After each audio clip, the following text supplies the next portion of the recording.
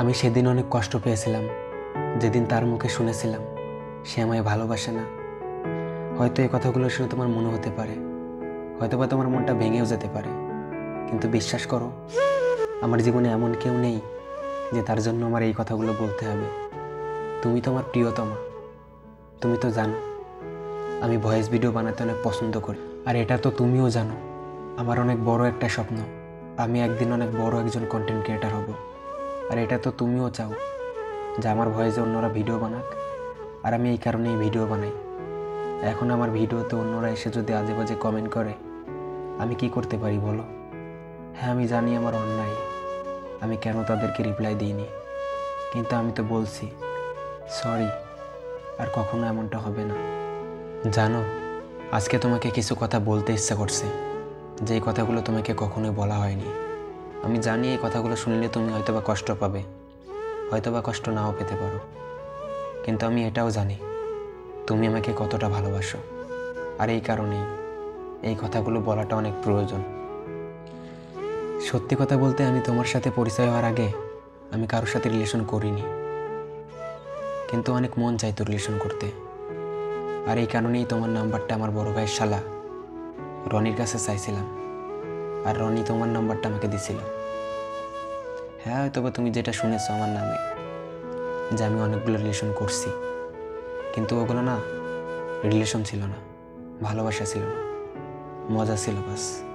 আর তারপর যখন রনি তোমার নাম্বারটা আমাকে দিল, আমি তো 10 মিনিট পরে তোমাকে কল দিছিলাম। আর তুমি যখন আমার ফোনটা রিসিভ করে আমাকে সালাম দিয়ে বললা, কে আপনি, আমি তখনই আমার মুখের ভাষাটাই হারিয়ে ফেলাইছিলাম। তোমার সালামের উত্তরটা দিতেই ভুলে গেছিলাম। তোমার কণ্ঠ আমার কাছে এত সুন্দর লাগছিল। তারপর যখন আমি আমার পরিচয়টা তোমাকে দিলাম যে আমি রনির ফ্রেন্ড তামিম, তারপর থেকে তোমার সাথে আমার 1 সপ্তাহ মতো কথা হলো ফ্রেন্ড হিসেবে। তারপর হঠাৎ করে একদিন রনি এসে আমাকে বলছে, ভাই তোর যদি ওর ভালো লেগে থাকে তাহলে প্রপোজ করে দে। তারপর যখন রনি আমাকে বলল তোমাকে প্রপোজ করতে, আমি কিছুক্ষণ মতো ভাবলাম তুমি কি আমাকে অ্যাকসেপ্ট করবে নাকি অ্যাকসেপ্ট করবে না।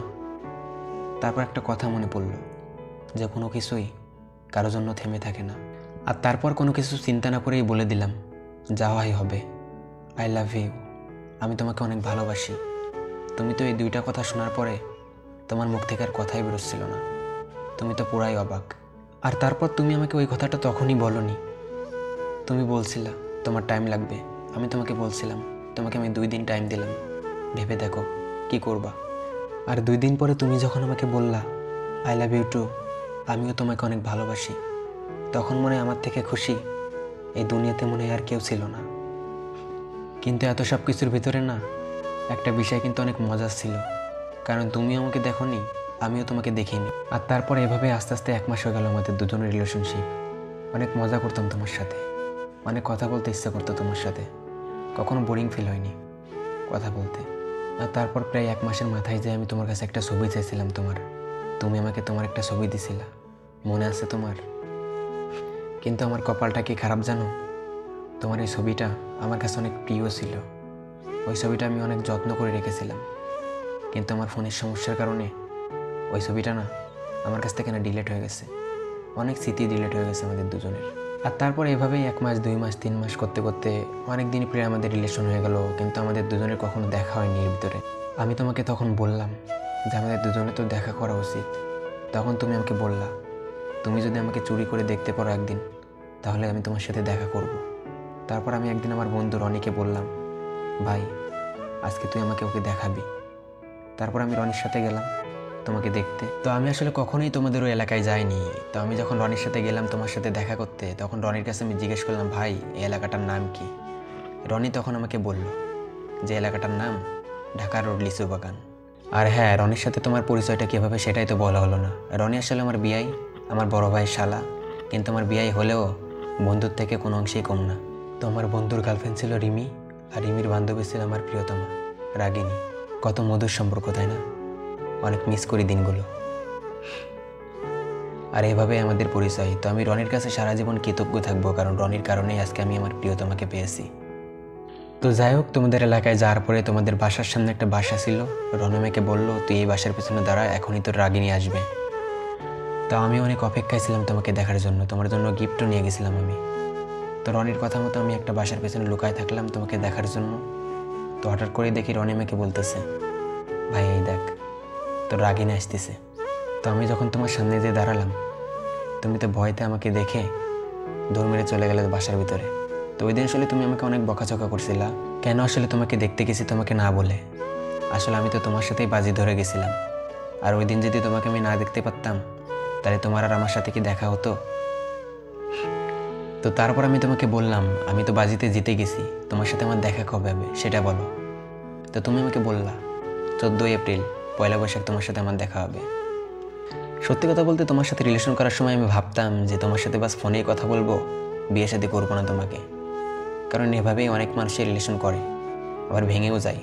এই কারণেই কখনো ভাবিনি বিয়ে করার কথা। তো রনিকে আমি বললাম, রনি ওর সাথে তোমার পয়লা বৈশাখের দিন দেখা করতে হবে, কী করা যায় সেটা বল। তো রনি আমাকে বললো, ঠিক আছে তাহলে আমরা 4 জন মিলে যাবো একসাথে ঘুরতে। তো তখন আমি রনিকে বললাম, তুই তাহলে সব কিছু অ্যারেঞ্জ কর, কীভাবে কী করা যায়, ওদেরকে কোথায় ঘুরতে নিয়ে যাওয়া যায়। তো রনি বললো, ঠিক আছে ওকে, সমস্যা নেই। তো পয়লা বৈশাখের দিনকে বিকালবেলায় আমি তোমাদের এলাকায় গেলাম, ওইখানে ওয়েট করলাম। রনি আসলো, রনি আমাকে বললো একটু ওয়েট কর, ওরা চলে আসবে কিছুক্ষণ পরেই। তো তার কিছুক্ষণ পরেই দেখলাম তুমি আর রিমি দুজন মিলে একসাথে আসতেছো। তো তুমি একটা হলুদ শাড়ি পরেছিলে, তোমার ওই হলুদ শাড়ি পরা দেখে তখন থেকে ভালোবাসতে শুরু করলাম। সত্যি কথা বলতে তোমার সাথে যেদিন আমি ফার্স্ট দেখা করতে গেছিলাম সেদিন আমার তোমাকে তেমন একটা ভালো লাগেনি। আর শাড়ি আমার অনেক পছন্দ, আর তুমি ঠিক ওই দিন শাড়িটাই পরে আসছিলা। আর শাড়িতে তোমাকে দেখতে এত পরিমাণ সুন্দর লাগছিল, আমার মুখের ভাষাটাই আমি হারাই ফেলাইছিলাম। তো তারপর তুমি আর রিমি যখন আসলে, তোমাদের দুজনকে নিয়ে একটা বাইক ধরে বিনোদিয়া পার্কে গেলাম। তোমার হয়তো মনে নাই, বাইকের ভিতরে আমি কিন্তু তোমার সাথে একটা বারও কথা বলি নাই, মনে আছে? হয়তো মনে নাই। তো তোমার হয়তো বা মনে আছে কিনা আমি জানি না, বিনোদিয়া পার্কে যাওয়ার পরে প্রথম কথাতেই তোমাকে আমি বলছিলাম তোমার হাতটাকে আমি একটু ধরতে পারি। তুমি তখন আমাকে কি বলছিলে তোমার মনে আছে? আমি কি তোমাকে নিষেধ করছি? তো আমাদের ভালোবাসার গল্পটা যদি বলতে শুরু করি সারাদিনেও শেষ হবে না আমাদের ভালোবাসার গল্প। তো যাই হোক, বিনোদিয়া পার্কে অনেক আনন্দে কাটালাম সারাটা দিন।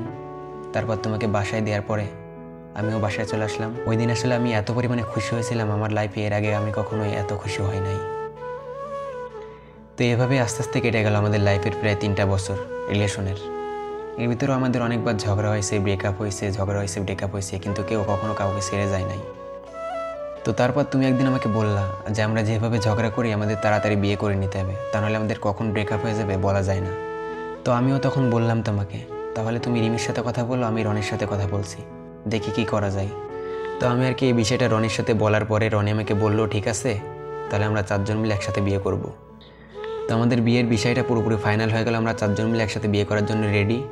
তো আমি আর রনি মিলে সব কিছুই ফাইনাল করে রাখছিলাম, তোমরাও তোমাদের ওই সাইডে ফাইনাল করে রাখছিলে কীভাবে আর কি বিয়েটা করা যায়। তো 2019 সালের মার্চ মাসের 11 তারিখে আর কি আমাদের বিয়ের দিনটা ঠিক করলাম আমরা। তুমি হয়তো জানো আমি আমার মাকে সব থেকে বেশি ভালোবাসতাম, আর আমি আমার মাকে মিথ্যা কথা বলে তোমাকে বিয়ে করতে গেছিলাম।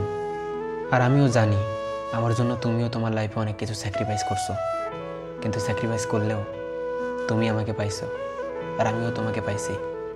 তুমি কি জানো তুমি আমার স্বপ্নের নারী। আর এত কিছু বলার মানেটা কি জানো? তোমাকে মনে করিয়ে দেয়া যে আমি তোমাকে ভালোবেসে বিয়ে করছি, দেখে শুনে না। তো তোমাকে ছেড়ে আরেকজনকে ভালোবাসবো, এটা কখনো হতে পারে? আর আমার স্বপ্নে দেখা নারীকে ছেড়ে দিয়ে আরেকজনকে ভালোবাসবো, এটা কখনো হতে পারে? আর আমি জানি তুমি আমাকে অনেক ভালোবাসো, এই কারণেই তোমার শখের পুরুষ যাতে অন্য কারো না হয়ে যায়, এই কারণেই তুমি কালকে থেকে আমাকে বকাঝকা করছো। কিন্তু বিশ্বাস করো, তোমার বকাঝকাতে আমার খারাপ লাগে না, কিন্তু প্লিজ কখনো অবিশ্বাস করো না, অনেক খারাপ লাগে আমার, অনেক খারাপ লাগে। আর হ্যাঁ, আমিও তোমাকে অনেক ভালোবাসি, এখনও বিশ্বাস হয় না? এতদিন একসাথে থাকার পরেও আমাকে বিশ্বাস হয় না? এখন আমার পরীক্ষা নিতে হবে আমি তোমাকে ভালোবাসি কিনা, এখনও তোমার বিশ্বাস হয় না? আর হ্যাঁ, তোমার যদি মনে হয় যে আমি তোমার সাথে অন্যায় করছি, তাহলে আমি আবার বলছি sorry, I am so sorry. আর তুমি হয়তো আমার জীবনের শুরু থেকে ছিলে না, কিন্তু শেষটা তোমার সাথেই কাটাতে চাই। I really love you.